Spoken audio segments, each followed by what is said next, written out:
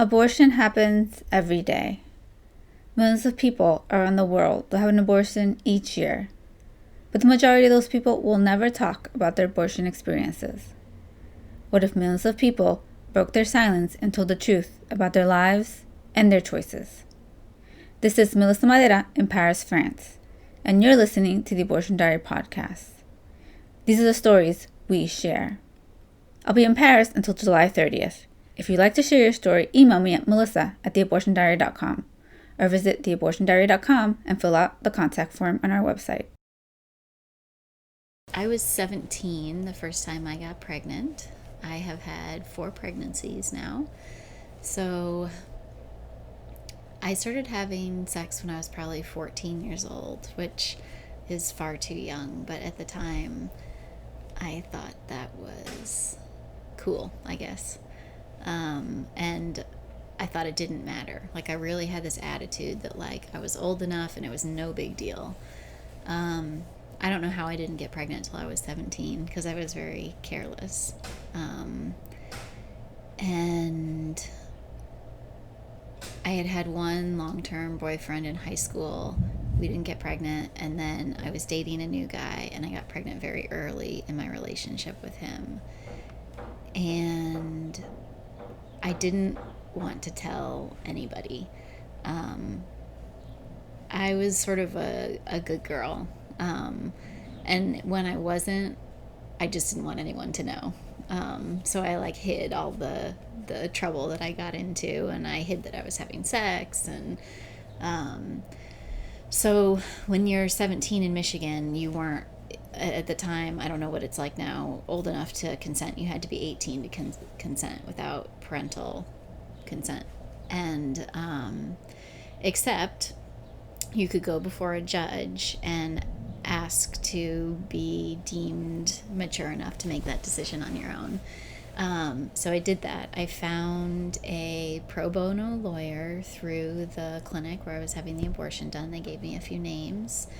And actually, my boyfriend's father's girlfriend went with me. He had told his father and his girlfriend, and they sort of insisted on being involved, which it was a relief. I mean, to have their support, I think. And she went with me, and I went before the judge, and I remember what I wanted to say was, I should be able to make this decision.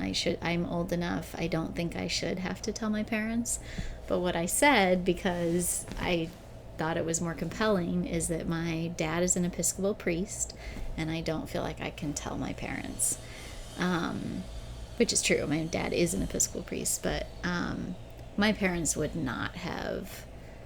That wasn't the issue. I felt so much shame I didn't want to tell them.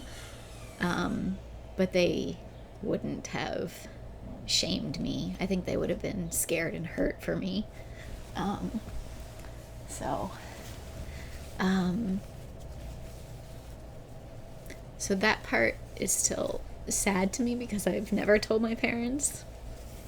And I feel a lot of conflict about that still.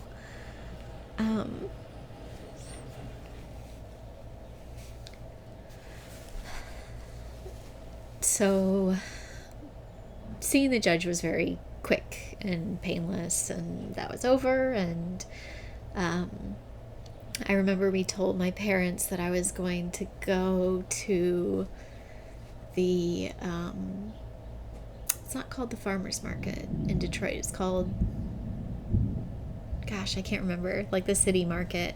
And we were going to go early in the day, and we'd be gone most of the day. And we went to the clinic, my boyfriend and his father and his father's girlfriend, all 4 of us went. And I think that they left, the parents, and I just stayed there with my boyfriend. And I remember like the nurse or the social worker asking me, well, how do you think you're going to feel afterwards? And I just said, tired. I didn't, like, I thought she was asking me sort of about like how I would physically feel, because I was so sort of cut off from the experience that it just like wasn't that big of a deal. And I remember her reaction, because she kind of was like, okay, surprised that that's all I had to say. And I was 11 weeks pregnant, and I had a DNC, and I had the like twilight sort of medication, so I kind of remember, most of it. And I remember the recovery room, and I didn't really feel too sick afterwards or anything. And I think after that I started taking birth control. Because I just knew, like, it never even crossed my mind to have the baby. And I didn't say baby, I didn't call it a baby for a long, long time. Like, I think through some therapy, I've connected to that more. And I always just use the word pregnancy with people when I talk to them about abortion, because I don't know if they connect to the baby or not. I think that's a very personal experience for most people. When it's a baby, when it's a pregnancy, what it is to you in your life. So I kind of had always known, even before I got pregnant, that at that age I had plans for my life. I was going to go to college. I was going to have a career. I wanted a family when I was an adult. So it was never, I never thought about having the baby. Just, but it was scary too to have an abortion.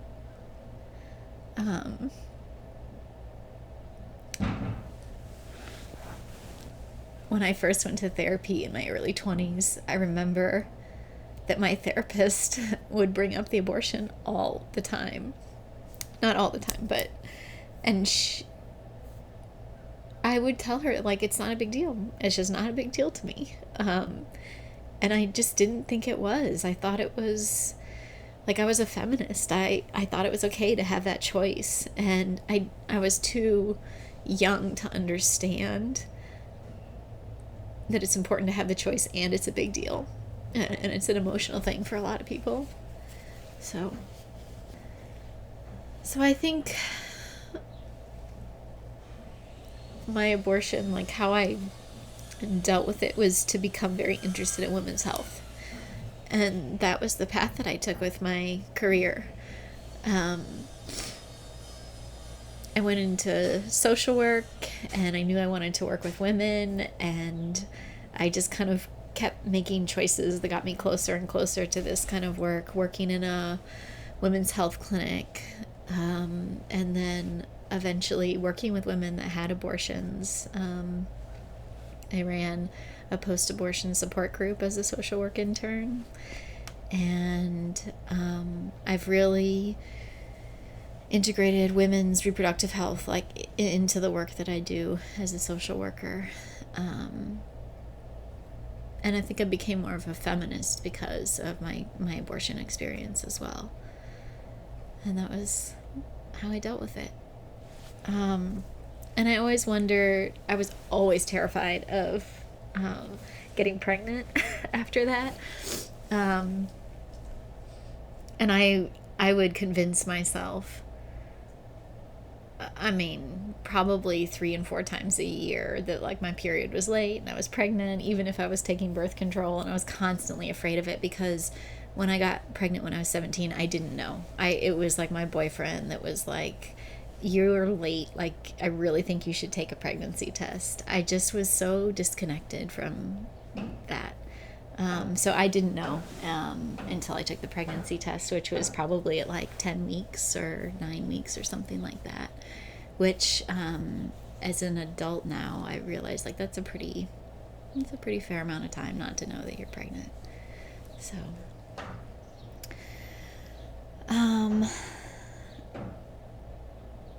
and I met my husband when I was like 23, and once we were dating seriously, I still, I think, had a lot of conflict about my abortion, still sort of subconsciously. And I had decided for myself, like, I wasn't going to have another abortion.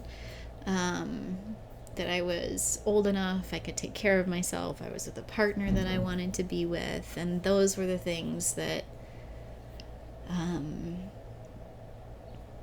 I think I felt I needed in my life to be able to have kids. But he was like always, well, we'll see. Or he didn't really talk about it, but I could tell he was more on the fence, that like that was something he would consider when we were dating. Like he wasn't ready to have kids yet. When we moved to New Orleans, I was maybe, about 28. And he was starting his master's program at Tulane.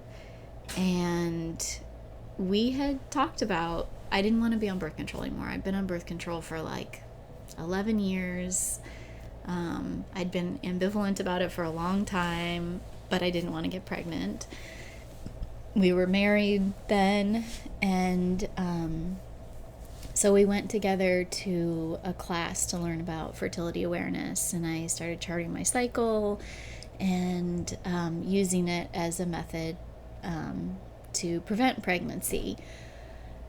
But I thought that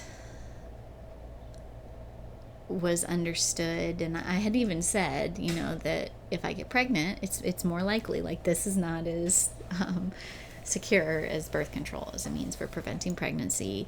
And in my mind, I wanted to get pregnant at some point eventually, and I was okay with the risk that we were taking. So about a year into that, I got pregnant. And I know like exactly when I got pregnant because I'd spent all that time charting my cycle. And we were on vacation, and it was one of the months I couldn't quite tell when I had ovulated.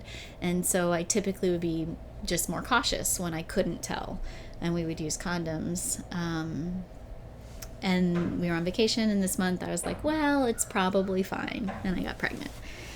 So I knew right away I was like three weeks pregnant, or they say 3 weeks, when I found out, and I took a test and it was negative, and a few days later I was like still convinced I'm pregnant, and I took another test and it was positive. And he was really mad. He was in school and he felt like he wouldn't be able to finish. It would compromise his plans, and I knew he was going to be mad. I was afraid to tell him a little bit, and at first I was like, well, I want to consider both things. I'm going to go to the doctor, and we will just talk about it. But I'm afraid of people's anger. And I just, after a day or two, I just kind of gave up and felt like he didn't want the pregnancy. And so I made the decision pretty quickly to get an abortion. And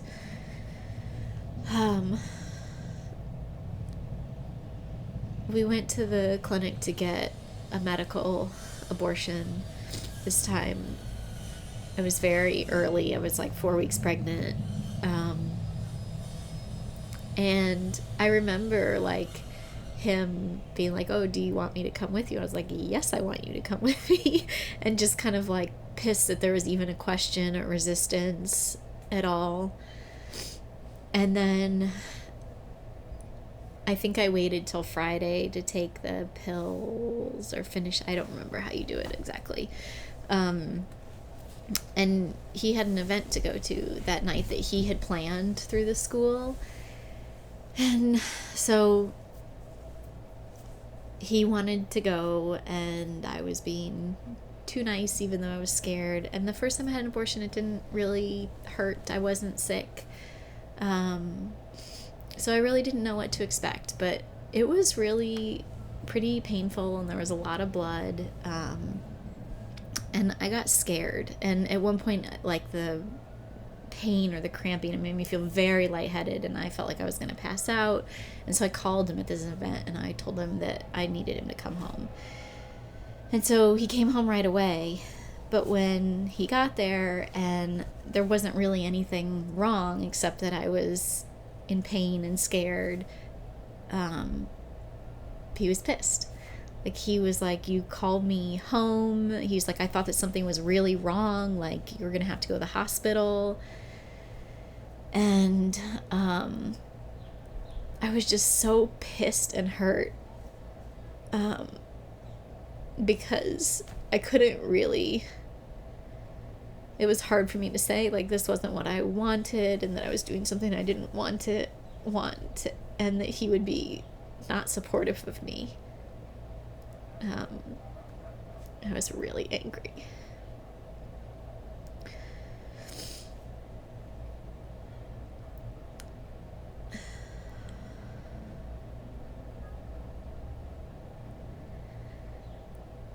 And I think that is one of the experiences that I've had as an adult. I think that has really pushed me to grow up.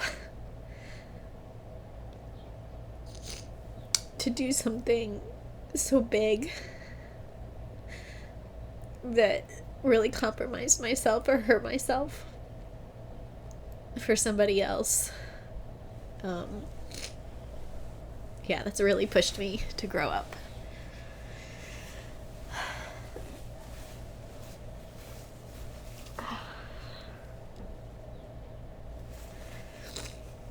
So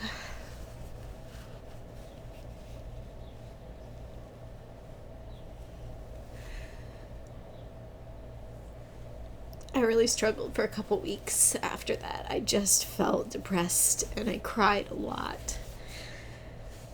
And he couldn't really understand that after the first couple days. I think he really tried to be supportive for a little bit, but I think knowing what I know, being a therapist, he didn't really know how to deal with it. He felt guilty and he acted out with anger, with that. But it was really hurt.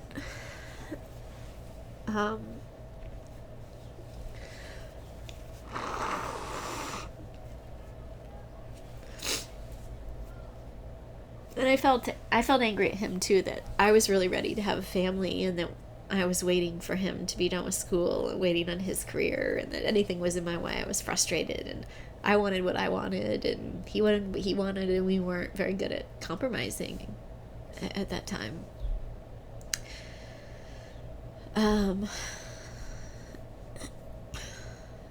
So after he finished grad school, we decided that we would start trying to have kids. And I got pregnant within a few months, and at 7 weeks I found out that the pregnancy wasn't viable, and decided to wait and just have the miscarriage naturally, which I did at like 11 weeks, which was also like painful and a lot of blood and scary. And then and I was really very sad after that. At that point, I had really felt like I had had 2 miscarriages. Like, there's something to me about being 17, I would not have made another choice. And there's something I'm more assured of that, and it's less traumatic for me.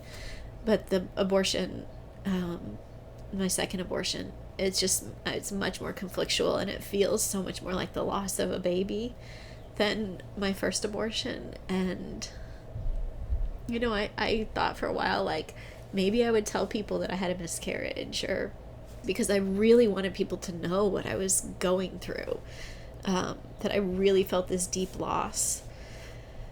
And then occasionally I've told people that I've had 2 miscarriages. And about 6 months or so after I had the miscarriage, we started trying again and got pregnant with my daughter. And I had a really good, enjoyable pregnancy. And I really wanted to have a natural birth with her. I think I've always been very connected to the idea of being a mother, and birth and pregnancy has been really fascinating to me. I think a lot because I had been pregnant and had the abortion at an early age. So I went to the classes to learn like all about natural birth, and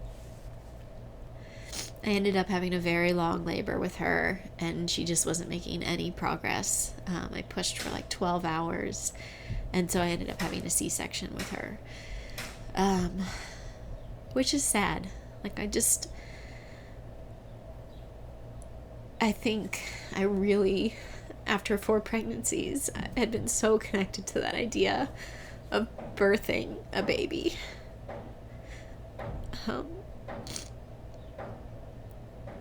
And I think that one now I still have this hardness about it. Like, I just don't like to think about the C-section. I just kind of like, whatever. It happened. And so right now I'm kind of in a space where I'm less connected to the whole idea of birthing naturally, and I kind of have an attitude like it doesn't really matter. But I know that that's like a defense. It does matter.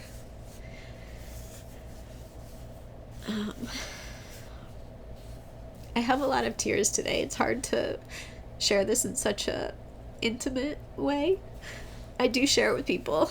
I have some close friends that have had abortions, my sister, and I share it and can really talk about it. But when you share it in this quiet space, you know, there's a lot of emotion.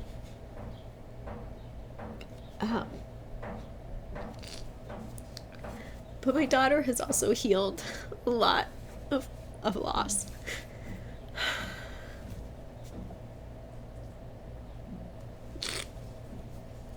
Yeah.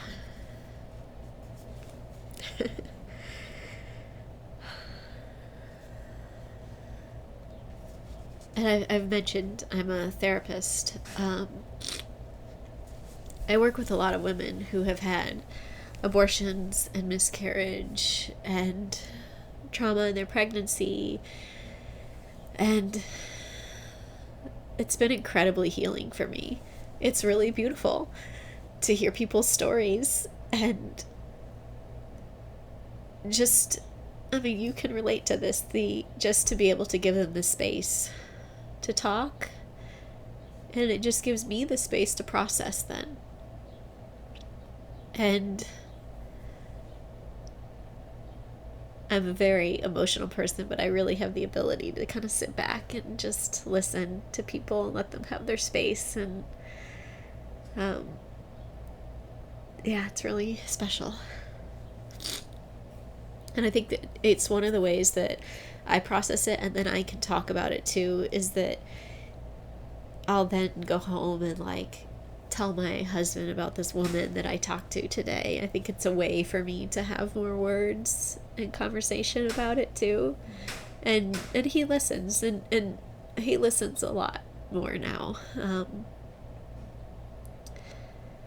I think it was really scary for me when I was pregnant with my daughter that he like wouldn't get it and wouldn't be there for me. But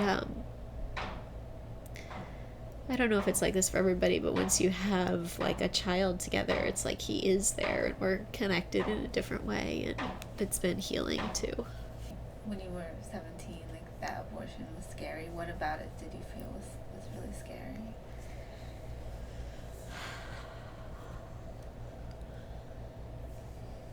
I think more than anything that it was taboo or shameful was scary.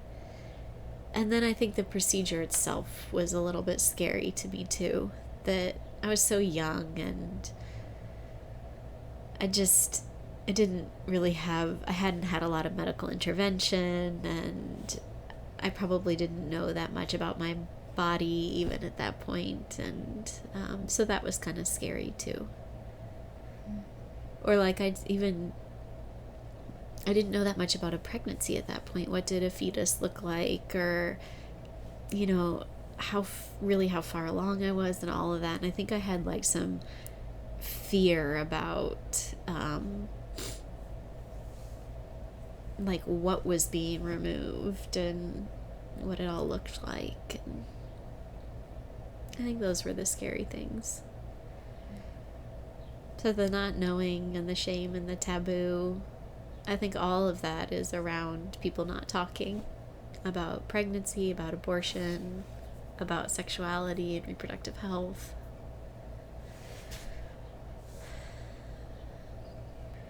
How much did the abortion cost? How were you able to navigate that process? It cost somewhere like, I think, between $300 and $400.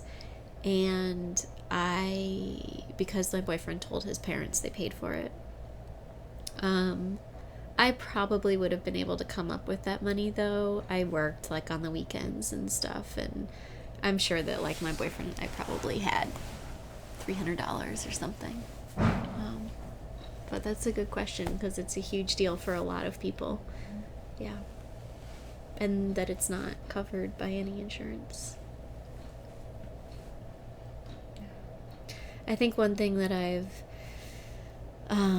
learned being in this field and from my experiences is how much I really advocate for abortion to be part of like the normal gynecological care, and really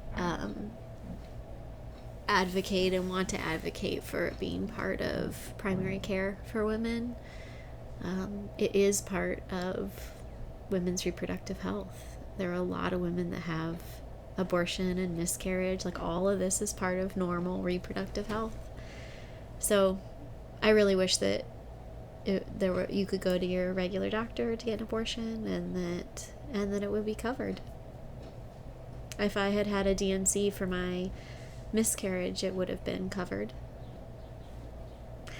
And what was interesting, actually, that is something I'd love to share too, is so I found out the pregnancy wasn't viable, and one of my friends had told me that her doctor had prescribed the RU486 or whatever when she had a miscarriage. And so I asked for that, and I live in Louisiana, and the doctor was like, oh, well, yeah, I guess so, because it's not a viable pregnancy. Like, it was clear she hadn't done it before, and that it was concerning to her whether or not she was giving the prescription for abortion or, to facilitate a miscarriage. But I think that that's pretty common practice a lot of places, to facilitate the miscarriage. And I took it to 2 different pharmacies, and they were like, well, it's going to be $200. And I was like, okay, I'll pay for it. I have a good job now. I can pay for what I need to pay for. And then they were like, well, no, we can't order it. And it was like this whole thing. And I never got it ordered. I couldn't get it in Louisiana, even though it was medically prescribed. So,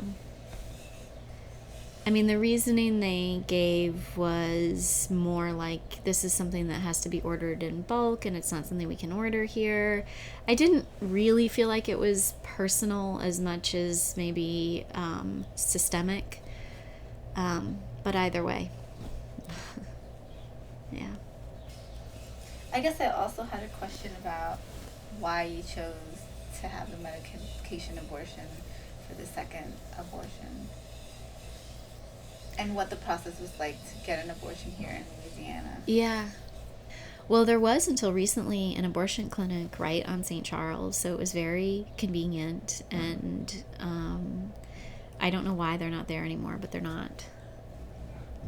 They were very kind, and I think I chose to have the medical abortion because I think I was curious. Like, ever since it came out here, I was like, oh, well, that kind of makes sense. Like, women can have an abortion in the privacy of their home, and that sounded kind of like nice.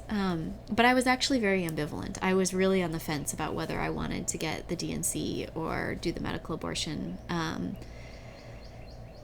And I think because I was so early, and I was like, I can just do this at home. I kind of thought it would be no big deal, and so I just did that. But it was really quite painful, and I just didn't know that it would be. So. They talked to me that I would have cramping and some bleeding. But I think the medical abortion and a miscarriage both, like, it's really like your body is expelling something. Like, it's a pretty intense process, or at least it was for me. I don't know if it is for everybody, but yeah. What would you say to someone to prepare them for a medication abortion based on your experience?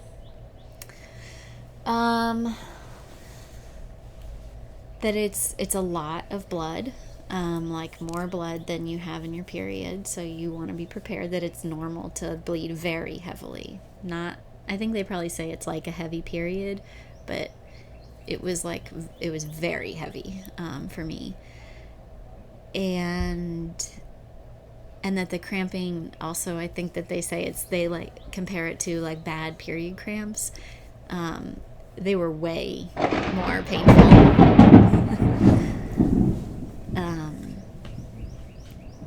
I guess I would just tell them that, like, you really feel it. Like, it's uncomfortable. You're not going to want to get up. You're going to want somebody to be around to help you. Yeah, something like that. I was at home alone for both, when I had the miscarriage and when I did the medication abortion. You're in enough pain that are starting to need someone else that's rational to tell you if you're okay or not. I think that at least that's the amount of pain, that I kind of felt like, almost like childbirth. You get to this point where you can't tell if this is normal or not anymore, and it's scary. You would never be in childbirth by yourself. Why do you want to share your story? I want to share because ultimately I wish that I would share it more.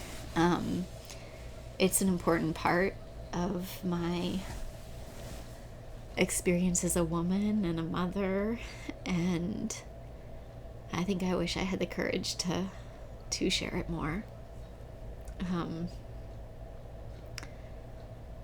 For myself, so it wouldn't be shameful, so it's something I could really integrate into my life, my story, and because I'm a feminist for other people too, for other women, and for my daughter. But I'm afraid, and I also don't really get the support. Like, I recently ran the pregnancy loss group, and I was co-facilitating it with someone, and I thought about, saying in the group that, like, I've had 2 abortions and a miscarriage, and that's part of my personal experience that's brought me here, because I wanted to open that up to people, that, like, most of you are probably here because you've had a miscarriage, but other people may have also, or be here because they had an abortion, and just being able to say that it's okay to talk about this here, right? If you put it out there, it's okay to talk about it. But my co-facilitator, she's very kind and supportive, but she was kind of like, well, I don't know, that might turn people off, And so even in the spaces where I've had the courage to maybe do it, just not being as warmly received or encouraged as I'd like to be. I've just never had the courage to do it. Well, you're being courageous right now. I am. Yeah. Thank you. Thank you. Yeah. How do you feel now that you've shared this story? Good. Emotional. But it's nice. It feels special. And I do feel scared too, though. It's scary to be courageous. Yeah. What are you scared about?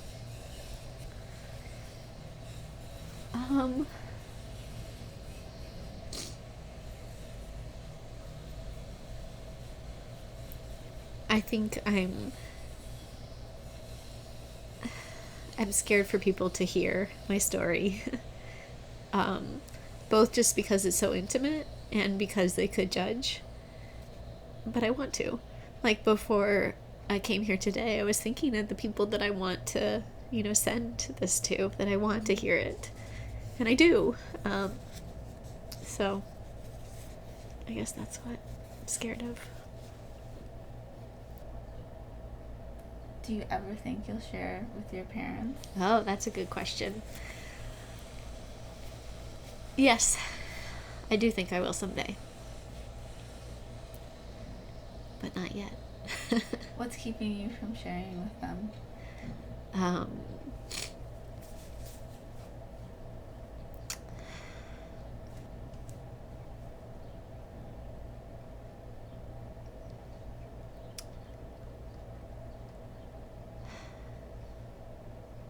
That's a great question.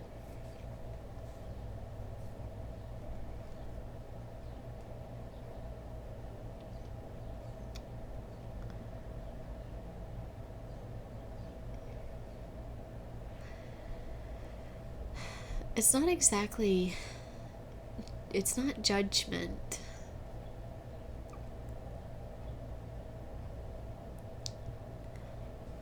I think I know I'm afraid to hurt them. Both by my choice and by my secrecy. Because I think I ultimately know that they wish that I would have told them if I was going through something like this. So I think that's why I'm afraid. As always, for more information about the Abortion Diary podcast, visit us on the web at theabortiondiary.com or email me with your questions or comments.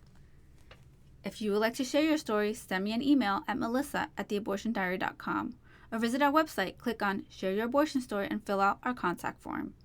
If you're a fan of the podcast and would like to help us reach more folks, please subscribe on iTunes and write a review or rate this podcast. Your reviews and ratings will help us grow in the iTunes rankings and reach more people. I would also love to hear from you. You can also follow The Abortion Diary on Twitter or Facebook. And The Abortion Diary can't continue without your support. Support The Abortion Diary by making a tax-deductible donation to us on Fractured Atlas, or buying some of our wristbands or totes on Store Envy. And a special thanks to you for listening.